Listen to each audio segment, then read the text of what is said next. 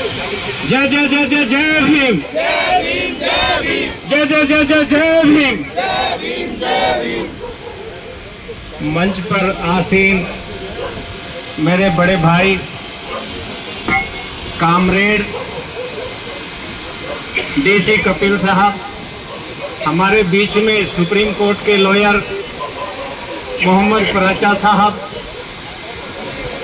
भाई सोनू जी, डॉक्टर रितु जी और मंच पर आसीन तमाम सम्मान के लोग साथियों, और यहाँ पर उपस्थित जो इंसाफ की लड़ाई लड़ने वाले उपस्थित साथियों, जय भीम, जय भारत। लोका तूफान से डरकर नौका पार नहीं हुआ करती, संघर्ष करने वालों की कभी हार नहीं हुआ करती। गरजती है बिजलियां, आसमान बदलता है, गरजती है नारियां, इतिहास बदलता है। बड़े दुख के साथ मुझे कहना पड़ रहा है कि हमारी बहन रितु के साथ जो मनीवादू लोग कर रहे हैं वो अच्छा नहीं कर रहे। साथियों, मैं बताना चाहता हूं कि यूनिवर्सिटी के अंदर ये रोग बहुत ही भयानक तरीके से फैल गया है, लेकिन मैं अथॉरिटी को बताना चाहता हूं कि बेईमानों, हमारे बीच में इस रोग को ठीक करने वाले बड़े बड़े सर्जन आ चुके हैं।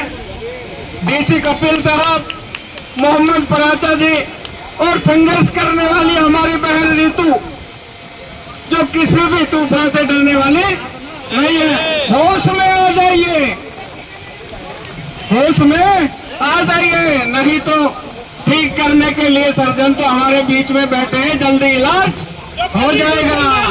हम तुम्हारे साथ हैं। रितु संघर्ष करो, हम तुम्हारे साथ हैं। रितु संघर्ष करो, हम तुम्हारे साथ हैं। रितु संघर्ष करो, हम तुम्हारे साथ हैं। आज दिल्ली यूनिवर्सिटी की अथॉरिटी अन्याय करने पे उतरी हुई है, लेकिन SC ST OBC के लोग, माइनॉरिटी के लोग आज झुकने वाले नहीं है। जुल्म दम है कितना दमन में तेरे, देख लिया है देखेंगे। अरे अभी तो देखना बाकी है, देख लेना, ये कुर्सी खाली करके जाना पड़ेगा। हम लोग पीछे हटने वाले नहीं, इंसाफ की लड़ाई है, न्याय की लड़ाई है। ये हम लोग धोखे में मत रहना, अभी तो ये लड़ाई है, आगे और लड़ाई है। अभी ये मत समझ लेना कि चंद लोग बैठे हैं, अभी तो यूनिवर्सिटी का जब सैलाब आएगा ना, आपको कुर्सी खाली करनी पड़ेगी। ये देख लेना आप कैसे कैसे जोड़ तोड़ से यहाँ पर आए अधिकारी बनकर, हाथ पैर जोड़कर। अरे बेईमानो, इंसाफ तो करो। पार्लियामेंट में संविधान के तहत यूनिवर्सिटी चलेगी, मनुवादी कानून के तहत यूनिवर्सिटी चलने वाली नहीं है। SC ST OBC के लोग पढ़े लिखे हैं, अपने अधिकार को समझते हैं, तो ये सोच लेना, जो अपने अधिकार को जानता है वो चुप बैठने वाला नहीं है। अब वक्त आ गया है दोस्तों, वक्त आ गया है। दोस्त की और दुश्मन की पहचान करो, कौन हमारा दोस्त है, कौन हमारा दुश्मन है। एक हो जाओ, बोल बंद हो जाओ, बेईमानों को जवाब देने का समय आ गया है। मैं देखता हूँ नॉन टीचिंग के साथ भी जितने SC ST के लोग हैं, नॉन टीचिंग हो या टीचिंग हो, चारों तरफ से मनुवादी लोगों ने उनको घेरने का काम करा, लेकिन हमारे लोग बहुत शूरमा है, पीछे हटने वाले नहीं। बाबा साहब ने जो ताकत हमें दी है, उस ताकत को हम समझ गए हैं। अब आपका इलाज करने का समय आ गया है। बहन को मैं यही कहूंगा, रितु को घबराने की जरूरत नहीं है, घबराने की जरूरत नहीं है। वो धरती डर चुकी है, वो धरती घबराई हुई है। आपकी ताकत देखकर हम यही नहीं लड़ेंगे, सुप्रीम कोर्ट तक लड़ेंगे। हमें लॉयर खरीदने की जरूरत नहीं है, हमारे बीच में सुप्रीम कोर्ट के लॉयर और जस्टिस भी आने वाले हैं आपके समर्थन में।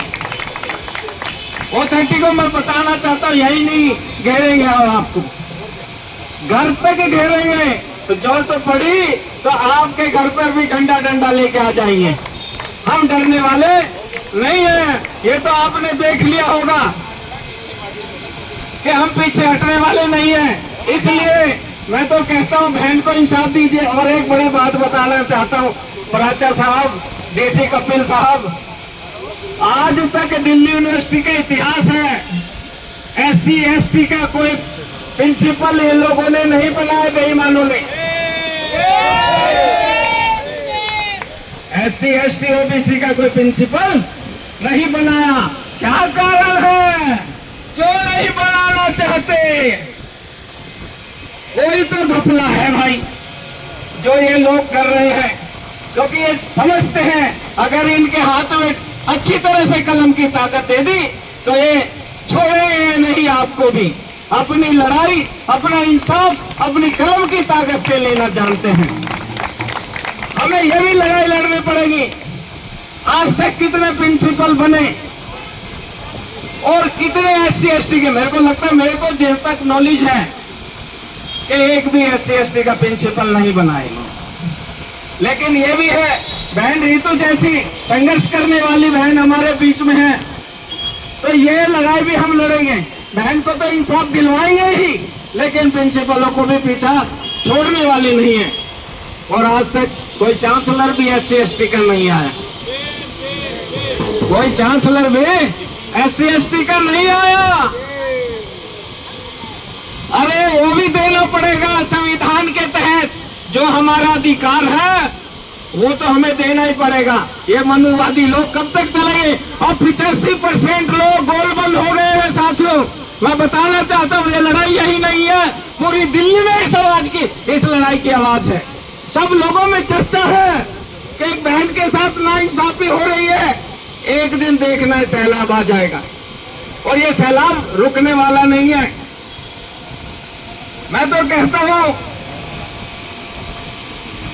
कैसे कैसे मंजर सामने आने लगे, बैठे बैठे लोग चिल्लाने लगे, VC हाय हाय बोलो, VC VC VC VC, कैसे कैसे मंजर सामने आने लगे, बैठे बैठे लोग चिल्लाने लगे। अब तो इस तालाब का पानी बदल दो, कमल के फूल भी उठाने लगे। बदल दीजिए, वक्त आ गया है। थोड़ा सा धक्का देने की जरूरत है। घबराए हुए हैं, नॉन टीचिंग के लोग भी बैठे हैं। कमेटी बना दी है 10 लोगों की। उसमें ये तो मनुवादी लोग हैं, सारे एक ही विचारधारा के हैं, लेकिन ऐसे घबराए हुए हैं, जल्दी कोई फैसला करने वाले ये लोग हैं। नॉन टीचिंग के लोग बैठे हैं, मेरे से बात कर रहे थे, भाई साहब क्या होगा? मैं कहा भैया कमेटी बन गई है, आपकी लड़ाई किनारे पे है, बस एक धक्का दे दीजिए, एक धक्का दे दीजिए, होश ठिकाने आ जाएंगे। क्योंकि जब इतनी बड़ी बड़ी हस्ती हमारे बीच में आ जाती है तो उनको भी पता लग जाता है कि ये लोग हल्के नहीं हैं, ये लोग पीछे हटने वाले नहीं हैं, ये बाबा साहब के संविधान को मानने वाले लोग हैं, अपने अधिकार को जानने वाले लोग हैं, अपने अधिकार को जानने वाले लोग हैं। इलाज का समय आ गया, इलाज का समय आ गया है। बीमारी कैंसर वाली है, लेकिन कैंसर सर्जन आगे हैं, MD बैठे हैं, तो इलाज तो होना ही है साथियों। और बहन, मैं आपको गारंटी देता हूं, इंसाफ तो मिलेगा, इंसाफ तो देना ही पड़ेगा। भीख नहीं मांगते, अधिकार मांगते हैं। भीख नहीं मांगते, अधिकार मांगते। ये तो हमारा अधिकार है। आप अपने पास से कुछ दे नहीं रहे।